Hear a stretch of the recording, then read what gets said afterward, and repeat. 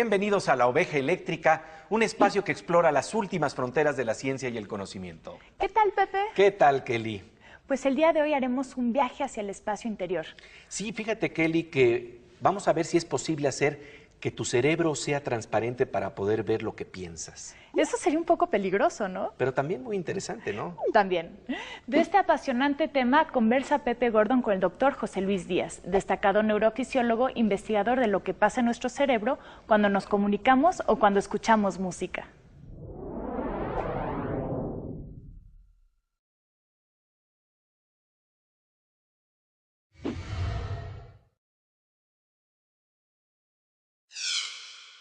Doctor José Luis Díaz, bienvenido a La Oveja Eléctrica. Un gusto.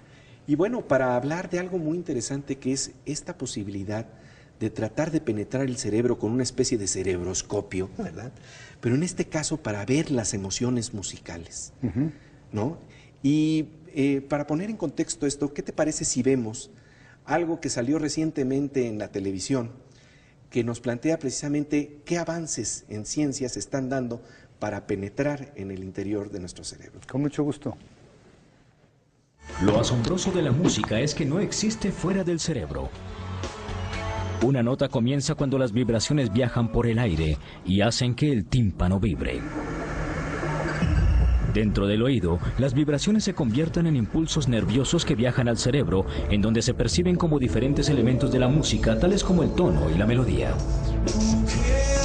Cuando se mezclan, estos elementos forman un patrón que reconocemos como música. En otras palabras, el cerebro mismo procesa los sonidos que creemos oír en una unidad perceptual que llamamos música. Pues estamos en el pleno tema que tú estás desarrollando, neurobiología de la emoción musical. Así es. ¿Cómo entrar con una especie de cerebroscopio a ver lo que está pasando cuando tenemos una emoción musical? ¿Qué hemos avanzado en esto, José Luis? Pues a partir del año 2000 o 2001, de repente el tema de la música y el tema de la emoción musical ha brincado a la ciencia. Antes era tema de los filósofos, tema de la gente que hacía estética, tema del simbolismo, ¿no? Pero de repente la ciencia del cerebro tiene algo que decir al respecto. Y eso es muy interesante porque el tema de la filosofía y demás pues está limitado por la especulación humana y por la capacidad de argumentación del filósofo. Pero tenemos ahora un instrumento, o varios instrumentos, para hacer imágenes cerebrales que nos permiten visualizar qué sucede en el interior del cráneo de las personas cuando tienen las más diversas experiencias. Y analizar el cerebro nos puede responder parcialmente a esta pregunta, y es un poco lo que hemos estado tratando de hacer en un grupo interdisciplinario de la UNAM, donde participan personas que hacen electroencefalografía, resonancia magnética funcional, neurobiología, etcétera, para poder enfocarnos al cerebro de la gente cuando está teniendo emociones musicales, es decir, cuando está escuchando grandes piezas de música y nos está informando mediante un botoncito si tienen una emoción musical agradable o desagradable, etcétera. Por ahora, así de grueso, ¿no? Sí, sí, porque no sé, el problema para este tipo de investigaciones es qué tanto contacto tenemos también con nuestras propias emociones. Claro, por eso escuchamos música. Es más, por eso se desarrolló la música en la evolución humana, porque nos gusta. O sea, porque nos es enormemente placentero, ¿no? Escuchar música. ¿Por qué se sigue tocando la novena de Beethoven? ¿Por qué nos conmueve escuchar un líder de Schubert? ¿Por qué? Es una pregunta muy interesante. ¿Qué tiene la música para producirnos emociones tan profundas? ¿Por qué nos conmueve la música? ¿Por qué toca las fibras más profundas de nuestro ser? Seguiremos conversando con el doctor José Luis Díaz sobre las herramientas que tiene la ciencia para revelar lo que pasa en nuestro interior.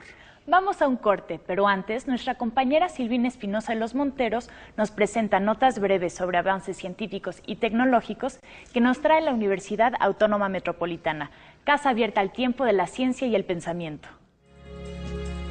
Universidad Autónoma Metropolitana, 35 años de compromiso social. En México, 8 de cada 10 mujeres son diagnosticadas con cáncer de mama en una etapa avanzada, cuando la posibilidad de sanación es prácticamente nula. En respuesta a ello, la Universidad Autónoma Metropolitana está logrando analizar los múltiples componentes de las células cancerígenas vivas a través de un microscopio de fuerza atómica, con lo que se pretende detener la reproducción indiscriminada de esta clase de células en el cuerpo. Antes de una intervención quirúrgica, las imágenes del cuerpo humano pueden ser decisivas. Dada la importancia de esta especialidad en el ámbito médico, la UAM cuenta con el laboratorio de imagenología más importante de América Latina y el número 12 en el mundo, el cual fortalece la investigación y desarrolla proyectos de alto impacto económico y social en combinación con la iniciativa privada y el sector salud. Muchos de los beneficios que el ser humano ha recibido del campo de la biomedicina han sido posibles gracias a la investigación con animales de laboratorio. De ahí, la importancia de que la UAM posea un bioterio de vanguardia colocado entre los prototipos número 1 de México y América Latina, en el que se producen y crían más de 260,000 especies al año. Según un estudio realizado en el Instituto Smurfit de Genética del Trinity College en Dublín, la distancia que existe entre el hombre y el chimpancé radica en un gen inactivo. Aun cuando todavía falta por concluir la investigación, este descubrimiento echaría por tierra la ley genética que sostiene que los genes solo pueden evolucionar por duplicación o mutación de los previamente existentes.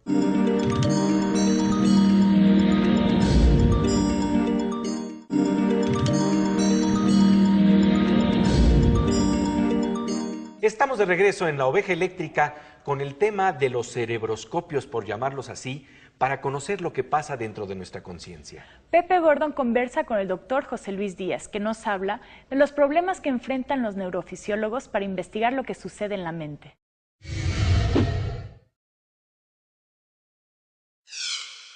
¿Cómo hacer transparente esto que está ocurriendo en nuestro interior cuando tenemos el cráneo que nos está tapando lo que debe de estar ocurriendo ahí, ¿no? Tú hablabas de un mito muy interesante que planteaba esto, no a nivel de cráneo, pero sí a nivel de corazón, ¿no? Bueno, es que en las civilizaciones antiguas, en prácticamente todas, el asiento del alma, el asiento de la conciencia era el corazón y no el cerebro. Esto vino mucho después, ¿no? Entonces el mito es el del dios grecolatino llamado Momo, que se burla de Vulcano porque construyó al ser humano opaco, con el pecho opaco, decía, en vez de que tuviera una celosía que permitiera ver el corazón y así poder ver sus emociones y lo que siente. Curiosamente, ese mito es exactamente trasladado muchos siglos después y a nuestra época actual. Es lo que intentamos hacer transparente, ya no el pecho, porque sabemos que ahí no están las emociones, sino el cráneo, porque sabemos que están acá, ¿no? Entonces, si hacemos transparente el cráneo, como sucede con las imágenes cerebrales contemporáneas, los neurofisiólogos tienen, o tenemos, me pongo así un poco en la duda, la esperanza o la seguridad para algunos de ellos de que tarde o temprano vamos a poder revelar lo que acontece en la psique de las personas analizando el cerebro. Algunos empiezan a considerar que la música ha sido en la evolución humana y en la actualidad humana tan importante como el lenguaje hablado, que es otra forma de lenguaje, un lenguaje universal. Todos los seres humanos tenemos experiencias musicales, todos los seres humanos buscamos y gozamos de la música o la sufrimos, que es muy interesante también. ¿Por qué buscamos el sufrimiento? ¿No? Escuchar a Astor Piazzolla, por ejemplo, esto está hecho incluso experimentalmente. Astor Piazzolla es un músico formidable, pero no es particularmente, no nos produce sensaciones placenteras. Su música es una música angustiosa y demás, pero la gente la busca. ¿Por qué nos gusta sufrir, no? Es una pregunta muy interesante. La buscamos porque nos gusta sufrir. Y claro, lo importante es que se está hablando de identificar emociones y no atributos significativos de la música o intenciones. Eso es porque muy importante. Me acuerdo que una vez hicimos un experimento en los años universitarios donde el maestro llegó y nos puso una música y dijo qué nos está tratando de comunicar el autor. Eso es otra cosa. Y todos se volaron de una manera espantosa. Cada quien hacía su test de Rorschach con la música, pero de verdad que era una torre de Babel. Sí, y lo que tú estás hablando es de identificar emociones. Claro. Bueno, esta diferenciación no es tan sencilla, ¿no? Porque un sujeto puede estar escuchando una pieza musical y lo que sucede en su interior es complicado. Puede tener, desde luego, una emoción, la música le puede producir una emoción clara, o bien puede interpretar lo que el autor de la música le quiere decir. Claro. Y entonces atribuir esa emoción a lo que él está sintiendo. ¿Cómo diferenciar esto? No es fácil. Pero bueno, también hay un experimento ya hecho en donde precisamente se trató de diferenciar esto. Y mencioné a Piazzolla porque en este estudio hecho por un grupo de la Universidad de Kansas, les preguntaron a los sujetos, ¿cuál emoción cree usted que trata de decir la música y cuál emoción tiene usted? Claro, que es como una dos gran cosas diferentes. Sí, sí. En general hay empate. Normalmente lo que el sujeto atribuye al compositor y la cosa que siente son la misma, pero donde encontraron una discrepancia tremenda fue precisamente en Astor Piazzolla, donde le atribuyeron al compositor la necesidad de expresar emociones sumamente negativas, complicadas, angustiosas, existenciales y demás, y relataron un enorme placer en verlo. Ahí había una discrepancia muy interesante, ¿no? Entonces ese tipo de música que encontramos nosotros también en Mussorgsky, también es muy interesante, porque por este problema estético de por qué buscamos en la estética, y también sucede en el cine o en la pintura o en lo que sea, cuadros y demás que no están reflejando cosas agradables y sin embargo los buscamos y los apreciamos. Entonces ahí ya las cosas cambian. Diferencias culturales que también intervienen en la formación de las emociones. Sí, claro. Bueno, la emoción es algo muy complicado. Tenemos un factor hereditario clarísimo de emociones, pero tenemos un factor adquirido y demás. Y en la música clarísimamente. Nosotros encontramos que las músicas que produjeron menos acuerdo entre los observadores, entre los escuchas, y menos intensidad fueron la música japonesa y la música árabe, dos culturas que no son ajenas. Me encantaría hacer el mismo experimento entre los árabes y los japoneses, suponiendo, en principio, que a ellos les va a producir más placer su propia música que la ajena. Hay diferencias, o sea, es un lenguaje universal con matices, ¿no? Tampoco es así de decir que esta música produce lo mismo en todos los seres humanos que la escuchen. Hay un matiz de la cultura y del aprendizaje de la historia clarísimo en este caso, ¿no? Lo que sucede es que algún tipo de música, como los que tocaron en Camerún, Mozart, por ejemplo, parece ser que no hay quien se resista, ¿no? Nos gusta a todos, ¿no? A todo mundo le gusta la música de Mozart. Cuando hacemos experimentos de visualización de las áreas cerebrales que están involucradas en la emoción musical, le pasamos al sujeto en una situación ya controlada, mediante audífonos, le pasamos estas músicas y tomamos imágenes, sea eléctricas o sea metabólicas, del cerebro y para ver qué zonas están involucradas en la emoción musical. Estamos viendo uno de esos momentos emocionantes que tienen, por decirlo así, su propia música, en los que la ciencia y el arte confluyen. Seguiremos hablando de los hallazgos del doctor José Luis Díaz, pero antes vamos a la sección El Performance de la Ciencia con Kelly Aro.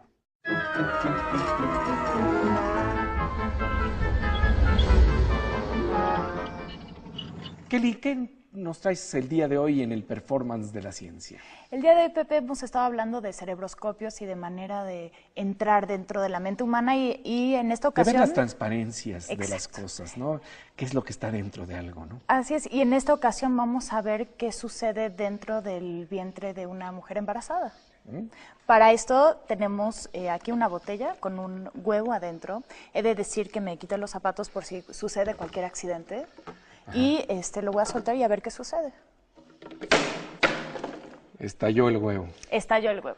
Ahora tenemos aquí otra botella, también con un huevo, pero tenemos aquí el huevo está flotando de cierta manera sobre agua, en agua con sal, una solución salina. Entonces vamos a hacer exactamente el mismo movimiento.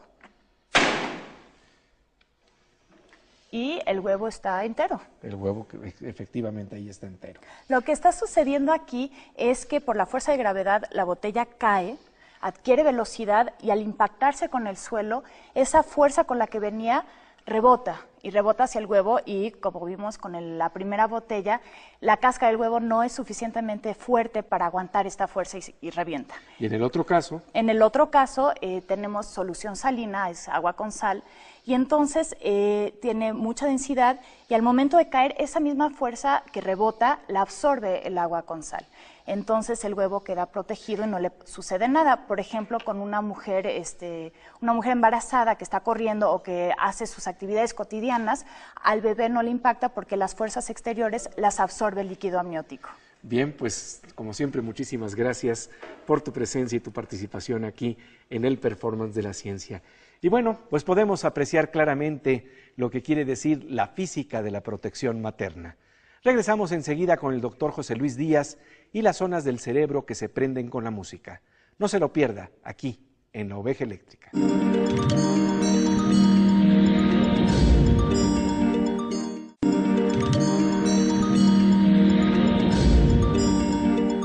Estamos de regreso en La Oveja Eléctrica con lo que podríamos llamar cerebroscopios, los instrumentos que tiene la ciencia moderna para ver lo que pasa, por ejemplo, en la mente de Sting cuando compone música. Pepe Gordon conversa con el doctor José Luis Díaz sobre el misterio de la música.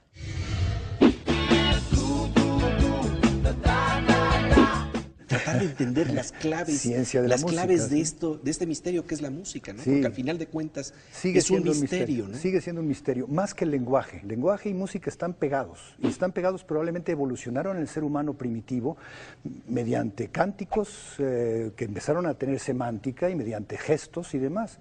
La música sigue siendo gesto. La música está en todo el cuerpo. O sea, para hacer música y para escucharla, estaba Sting metido en el... Lo podemos ver aquí en este momento. Sí. Bueno, cuando Sting está metido ahí, le piden algo muy interesante a los investigadores. Imagina una canción, no me acuerdo cuál es. Sí. Imagina que estás cantando la canción. No hay estímulo, nada más está la imaginación.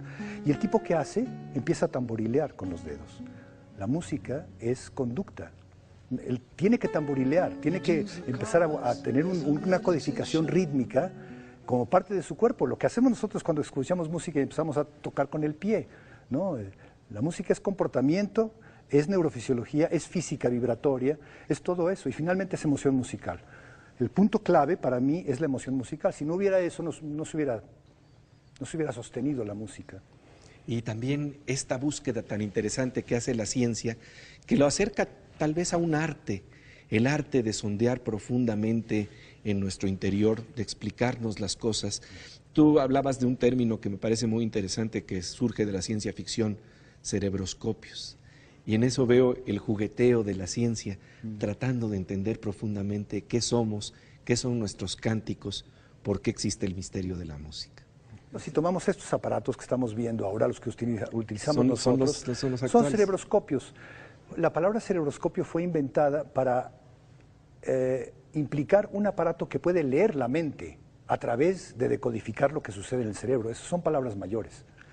Entonces, aunque todos andamos buscando eso, la pregunta muy dura, central en esto, es si algún día, porque ahora no lo podemos hacer, yo no puedo sacar aquí este aparatito y enfocártelo en la cabeza. Y tratar de ver qué emoción musical me genera exacta y precisamente. ¿O qué estás pensando en este momento? Claro. No tenemos ese aparato, pero la apuesta para muchos neurofisiólogos es de que va a suceder. Estamos en el camino, nuestros juguetitos, llámese resonancias magnéticas funcionales o electroencefalogramas, etcétera, vamos a llegar a un momento que vamos a decodificar esta información neurofisiológica y la vamos a leer como actos mentales. La pregunta es si esto será posible o no, pero eso es para otra charla. Así es, y la verdad te agradezco muchísimo esta conversación tan interesante que nos coloca a final de cuentas ante el misterio de la música. El estar en la búsqueda de lo que está ocurriendo en nuestro interior, por qué sucede eso, de qué se trata este hombre que canta, no nada más hombre que piensa. Eso es lo que hemos explorado contigo aquí en este programa. Muchísimas gracias. No, con mucho gusto. El deseo de la ciencia, leer la mente, leer lo que estamos pensando a través de decodificar lo que sucede en el cerebro. ¿Será posible? Por lo pronto, me recuerda un relato del Premio Nobel de Literatura Isaac Bashevis Singer. Nos habla de un hombre que se la vivía pensando en una mujer a la que no se atrevía a acercarse. Ella ni siquiera lo conocía. De noche, ella entraba en sus sueños. Un día, por casualidad, se cruzan en una calle. Él trata de evitarla, pero ella le dice: «Ya deje de soñar conmigo, estoy casada». Tal vez este cuento se basa en la experiencia de la primera mujer que Bashevis Singer amó en su vida. Ella tenía un extraño don. Le bastaba con mirar a una persona para saber todos sus secretos. Tenía, por decirlo así, una especie de cerebroscopio, pero ella decía que eso no era para alardear. Para ella era una tragedia. Decía que por eso Dios nos cubrió el cerebro con un cráneo, para que nadie mirara en el interior. ¿Cómo se puede vivir sabiendo lo que el otro piensa? Sin embargo, persiste el deseo de cruzar todas las fronteras del pensamiento. La curiosidad, nadie nos las quita. En el próximo programa veremos con el doctor José Luis Díaz lo que ahora sabemos de las emociones musicales. No se lo pierdan. Pasamos ahora a nuestra sección Aguas con la Morsa con el físico Manuel López Michelone.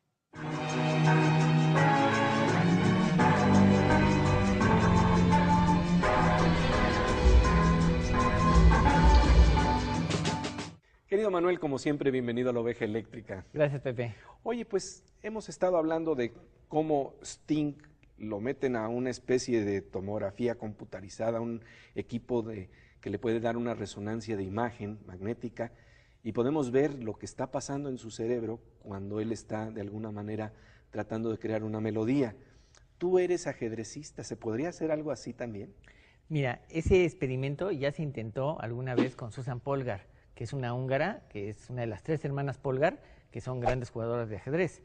El papá Polgar, entre otras cosas, demostró primero que las mujeres pueden jugar también como los hombres. Bueno, eso ya estaba, era algo que... Era una obviedad.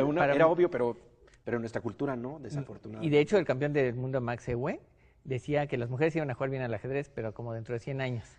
Así que bueno, así estaban las cosas. Entonces, el machismo en el ajedrez, ¿no? Así pasaba, sí, porque era la verdad, los hombres jugaban mejor al ajedrez. Bueno, metieron a Susan Polgar en un sistema de resonancia magnética. Exactamente, y le pusieron diapositivas de partidas de ajedrez que ella había jugado, donde ella probablemente había ganado la mayoría de las veces, incluso también algunas que había perdido, y empezaron a mapear qué áreas del cerebro se estaban echando a andar en ese momento.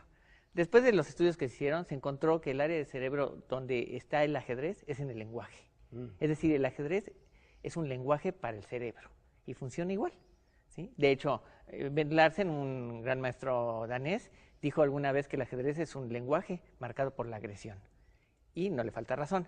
Pero a mí lo que me parece más interesante de todo este asunto es tratar de convertirse en una especie de debugueador, o sea... Sí. Debugueador es de quitar de alguna manera las programaciones torpes. Sí, los errores que tiene el sistema muchas veces, pero también que nos permite trazar lo que está haciendo un programa. Muchas veces trazamos para ver si así, no necesariamente porque hay un error, sino porque queremos saber si está haciendo lo que queremos que haga. Ajá. Entonces, en la computadora le decimos, bueno, hay que poner una marca aquí, y entonces el programa empieza a trazar y nos dice qué valores tienen las variables y qué hace con ellas, y si efectivamente está haciendo lo que nosotros queremos.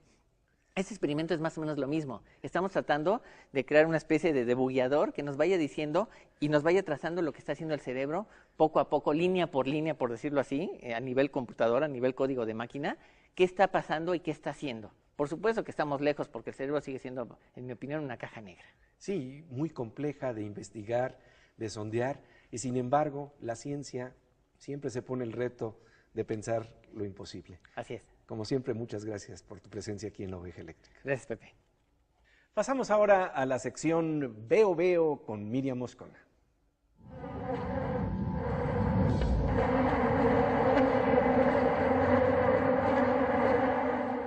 Querida Miriam, como siempre es un gusto vernos y contigo siempre nos llevamos sorpresas. Por ejemplo, ¿cómo se combinan aeróbics, ciencia y arte? Bueno, vamos a convertir aquí la Oveja Eléctrica en un gimnasio, Pepe. Mira, cuando haces ejercicio aeróbico o anaeróbico, difícilmente piensas en que estás hablando en los términos en los que se llaman estos organismos que viven en la Tierra muchísimos años, muchísimos millones de años antes que tú y que yo y que todo nuestro auditorio. Estos organismos observados en el microscopio realmente producen una emoción estética por la combinación de sus colores, por su composición, y yo creo que es todo un espectáculo de fascinación tanto para el ojo como para la mente. Pues vamos a verlos, ¿no? Vamos. Los primeros seres vivos probablemente fueron termófilos, amantes del calor, y anaeróbicos, que viven sin oxígeno. En esa época lejana, la Tierra se encontraba mucho más caliente que en la actualidad y en la atmósfera no había oxígeno libre. Desde entonces, estos microorganismos se han diversificado enormemente y han llegado a ser los organismos más abundantes. En cuanto a su nutrición y aprovechamiento de la energía, encontramos todas las posibilidades. Algunos utilizan la energía proveniente de reacciones químicas, mientras que otros son capaces de fotosintetizar. La mayoría utiliza el carbono derivado de compuestos orgánicos y algunos usan el CO2 como fuente de carbono. Con respecto a la respiración celular, también tenemos varias opciones. El oxígeno puede ser vital o letal, según el metabolismo de cada bacteria. Ciertas especies incluso pueden existir con o sin él. Así, algunos procariotas se encuentran entre los escasos organismos modernos que pueden sobrevivir sin oxígeno libre y obtener su energía por procesos anaerobios. Así que ya lo sabe, lo que para algunos es vida, a otros los mata. Y conste que no estamos hablando del amor. Pues se nos queda en el aire la idea de que hay amores que matan. Miriam Moscón aquí en La Oveja Eléctrica. Así llegamos al final de esta emisión. Los esperamos la próxima semana aquí, en Canal 22. Somos una opción. Nos encontramos con el doctor José Luis Díaz para hablar sobre la neurobiología de la emoción musical. ¿Por qué nos gusta la música? ¿Por qué acudimos a conciertos? ¿Por qué nos ponemos audífonos para escuchar música? ¿Qué es lo que nos pasa cuando escuchamos una música que nos conmueve hasta el alma? Para averiguarlo, vengan ustedes a La Oveja Eléctrica. Aquí en Canal 22, donde hablaremos sobre cerebro y música, donde hablaremos sobre el misterio del hombre que canta, aquí en Canal 22.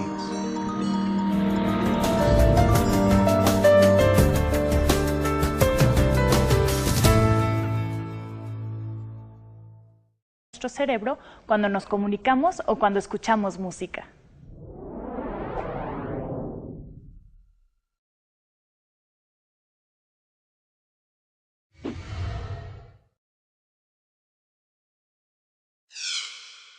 Doctor José Luis Díaz, bienvenido a La Oveja Eléctrica. Un gusto.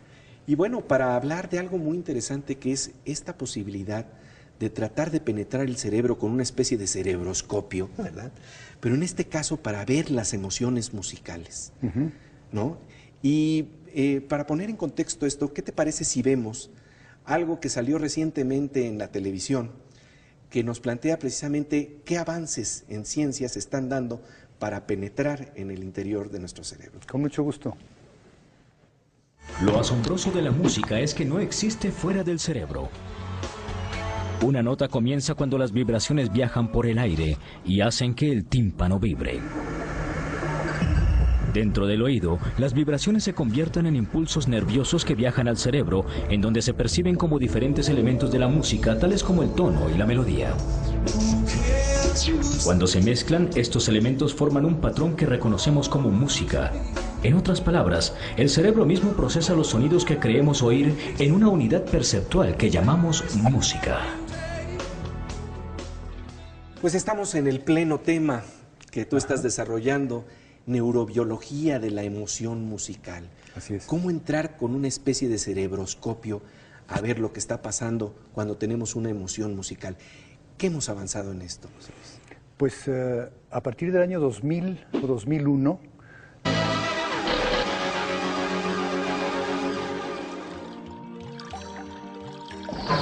Bienvenidos a La Oveja Eléctrica, un espacio que explora las últimas fronteras de la ciencia y el conocimiento. ¿Qué tal, Pepe? ¿Qué tal, Kelly? Pues el día de hoy haremos un viaje hacia el espacio interior.